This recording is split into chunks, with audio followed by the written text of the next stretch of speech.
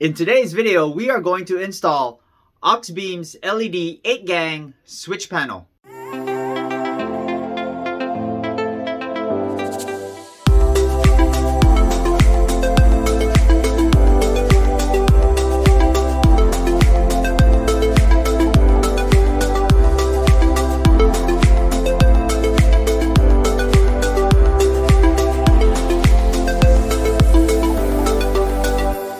Hey guys, welcome back. My name is Greg, and in this channel I create product reviews, mods, install guides of cool car accessories and gadgets. The switch assembly control box has a compact design with a built-in solid-state relay. You have easy connection to the terminals with easy access to the fuses. They are also nicely labeled.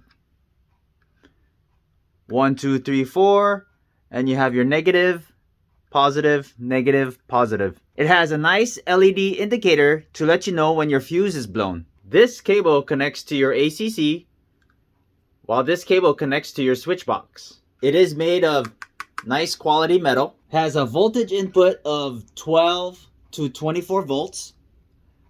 It has a amperage max of 60 amps.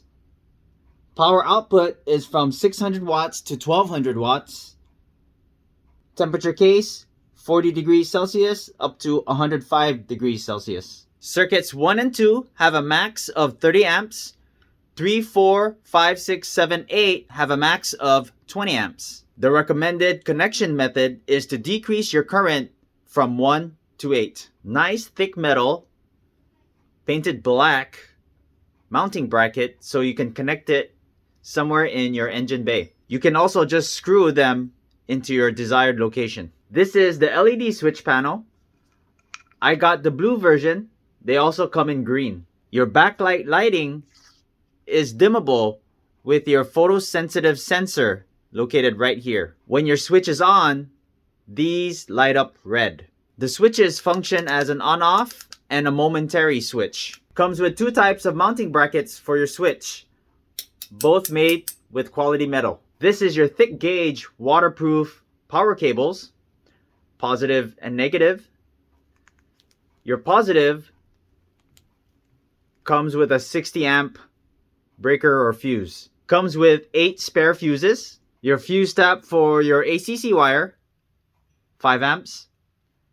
And 2 shrink tubes, red and black. You have a cable from your control box to your switch. Some zip ties to clean up the wiring, all your nuts and bolts with your Allen hex wrench, and of course your 50-piece label. The first thing you want to do is find a mounting point for your control box.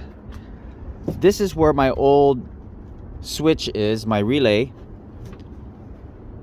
And I found the bolt here. I'm gonna mount the bracket there so it lies this way. What I did is I went to the hardware store and I bought this 90-degree bracket. That way I can just mount it just like that.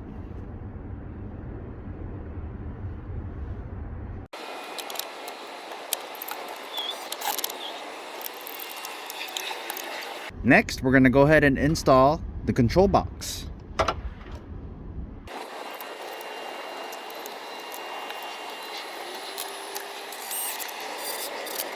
I was only able to use 1 screw as the other one does not line up properly.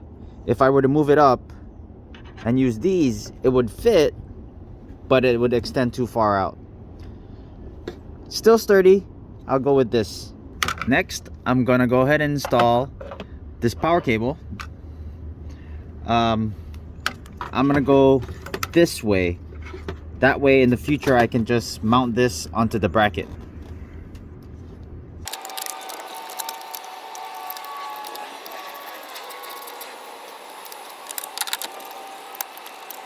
Now I'm going to take the red wire, run it under the intake and to your positive terminal.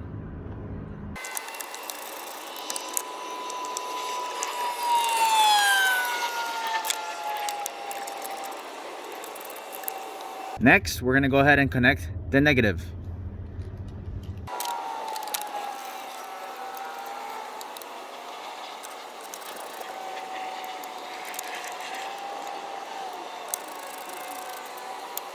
Then I'm gonna go ahead and see if I can secure the wires.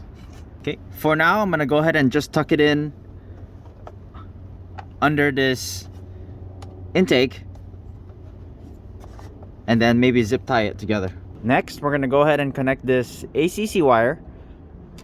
However, it's short, so I'm gonna have to extend that wire as my fuse box is right there.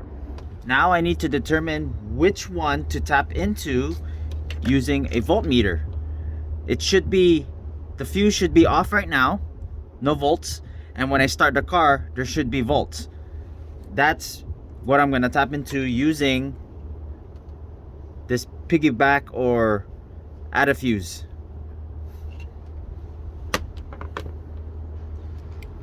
So first I'm gonna ground this.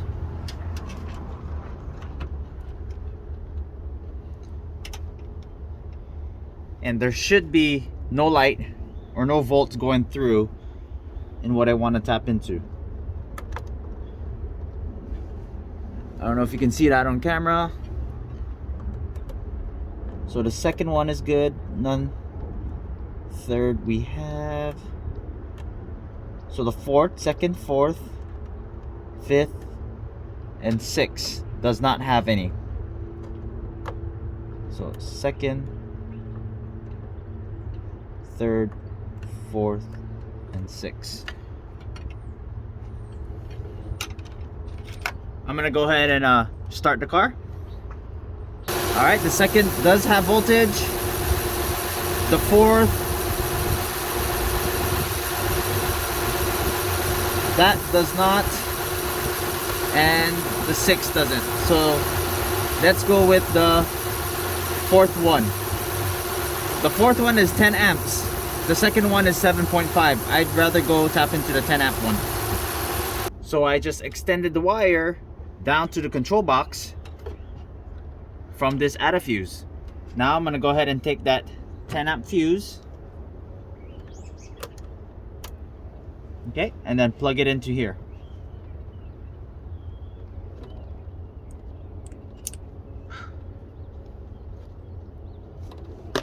Just like so, and then push it into its original spot.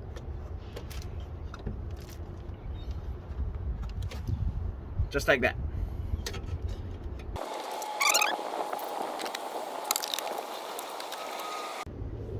Your ACC wire from here, I just ran it along the radiator.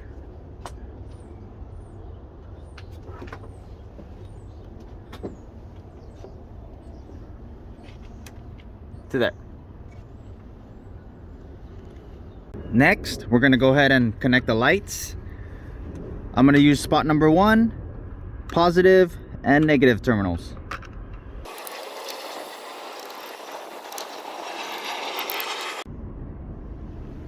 Now we just connect the lights. Negative, negative. Positive, positive.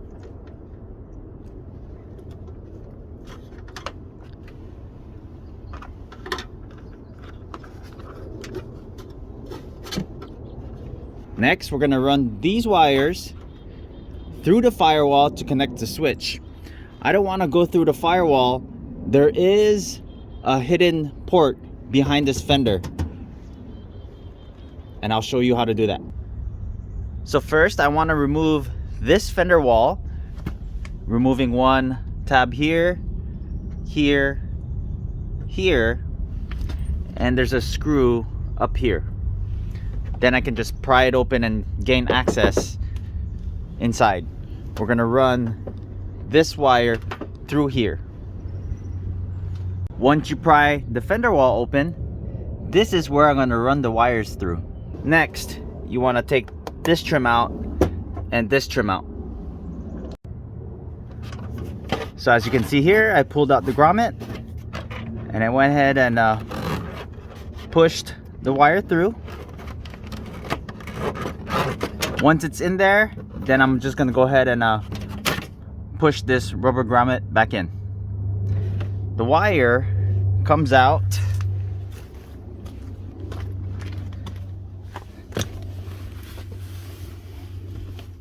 in there. And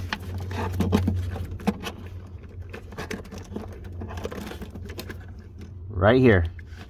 Now I'm gonna go ahead and run this wire through behind this console. I took out the center console. It was just 2 bolts there. So I hid the wire under here. Looks like the wire is too short. I did purchase an extension. I'm gonna go ahead and leave the product link in the description below. We're gonna go ahead and label it. I'm gonna use windshield lights.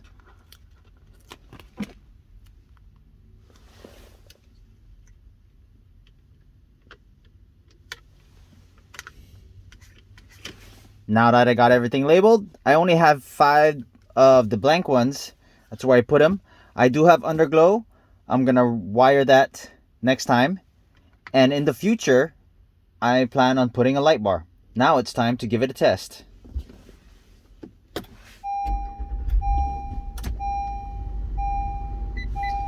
As you can see, everything lights up. Blue, red, that means it's on.